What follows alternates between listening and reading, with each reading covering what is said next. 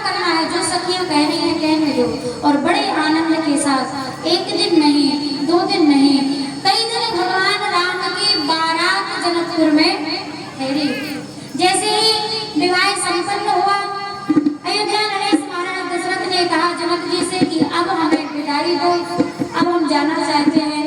जनक जी हाथ जोड़ करके रोक लेते हैं कि आज और रुक जाइए। तो ये और रुक जाते हैं। दोबारा सुबह होती है, फिर महाराज दशरथ कहते हैं कि अब आज्ञा दो। तो जनक जी कहते हैं कि ऐसा लग रहा है कि आपको हम भेजेंगे, क्योंकि ध्यान देना, जिस घर से एक बेटी विदा होकर के जाती है कितना बुरा लगता है। जनक जी के यहाँ से एक नहीं 4 बेटियों को विदा करना है। जानकी जी को बुलाया सुनैना ने, और माँ सुनैना ने उपदेश दिया, बेटा आज से आपका घर ये नहीं, आपका घर वो है। अगर आपसे कोई गलती हो जाए तो जैसे हमसे आकर के बता देती थी, ऐसे ही माँ कौशल्या को जाकर के बता देना। आज से मैं तुम्हारी माँ नहीं हूँ, आज से तुम्हारी माँ कौशल्या है। और बेटा अगर गलती आपसे होगी अयोध्या में, लेकिन गालियां मुझे सुननी पड़ेगी, क्योंकि ध्यान देना, अगर बहू से कोई गलती होती है ना, तो सास ससुर ससुराल वाले यही कहते हैं कि तुम्हारी माँ ने तुम्हें कुछ सिखाया नहीं है। सुनैना ने कहा कि बेटा ध्यान देना, आप कुछ करो ना करो चलेगा, लेकिन हमारी इज्जत खराब मत करना, इस पर ध्यान देना। और भगवान शंकर कहते हैं पार्वती ये जो उपदेश सुनैना दे रही है सीता जी को, सीता तो बहाना है, बाकी निशाना तो दुनिया की स्त्रियों पर है। ये संकेत तो दुनिया की स्त्रियों के लिए है। आज सुनैना रो पड़ी और रो करके कहा कि वैसे तो भगवान ने एक बेटी के लिए कोई घर नहीं बनाया है, क्योंकि ध्यान देना, जब एक बेटी अपने पिता के घर पर रहती है और कोई गलती हो जाती है तो लोग उससे यही बोलते हैं कि कुछ सीख लो। क्यों? क्योंकि तुम पराया धन हो, तुम्हें पराये घर जाना है, यानी दूसरे घर जाना है। तो वो बेटी समझती है कि ये पराया है तो कम से कम वो तो अपना होगा।